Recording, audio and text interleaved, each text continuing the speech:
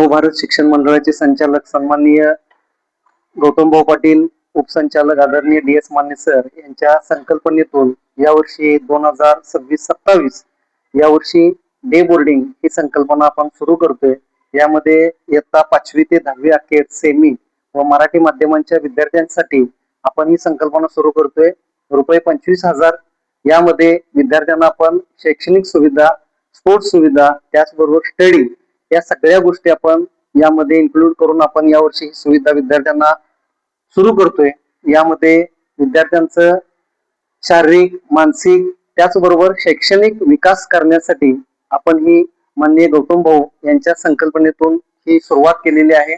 तर मी पालकांना विनंती करतो की त्यांनी या संकल्पनेला आमच्या भरभरून प्रतिसाद द्यावा व आपल्या पाल्यांना या डे बोर्डिंग मध्ये घालून त्यांचा विकास करण्याची संधी आम्हाला उपलब्ध करून द्यावी, असे मी या नव महाराष्ट्र या न्यूज चॅनेलच्या वतीने मी आपल्याला नम्र विनंती करतोय। धन्यवाद। नमस्ते।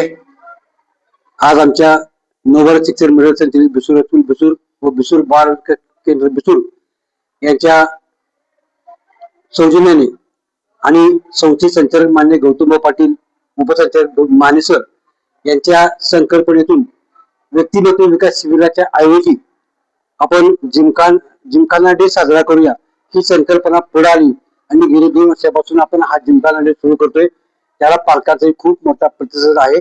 सर्व पालकांना ही संकल्पना खूप आवडलेली आहे। त्याचबरोबर संस्थेचे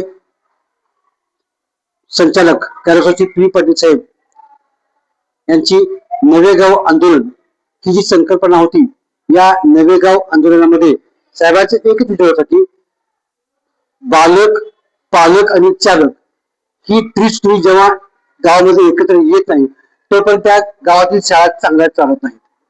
साहेबांच्या या विचाराला अनुसरून आम्ही आमच्या बिसूर हायस्कूलमध्ये आणि बिसूर बाल विकास केंद्रामध्ये सर्व पालकांचे योग्य आदर ठेवून त्यांना योग्य सन्मान देऊन त्यांच्या सूचना ऐकून आम्ही आजपर्यंत संकुल चालवलेलं आहे।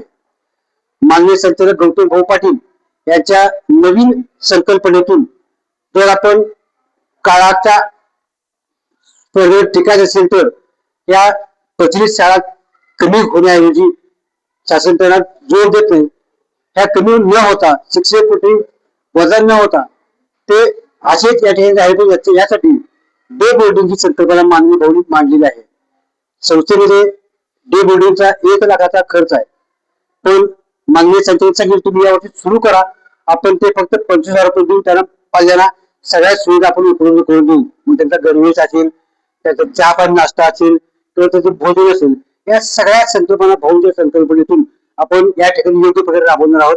मग योग्य आचार्य असतील, योग्य क्रीडा शिक्षक असतील, पाल्यांना त्यांचं कमी खर्चामध्ये दर्जा शिक्षण मिळेल सोय आम्ही या ठिकाणी करत आहोत।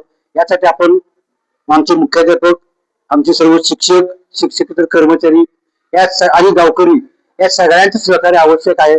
आपण ही संकल्पना समजून घ्या आणि यामध्ये प्रवेश घ्यावा ही माझी या विभागाचा प्रमुख म्हणून मी आपणास विनंती करत आहे। धन्यवाद।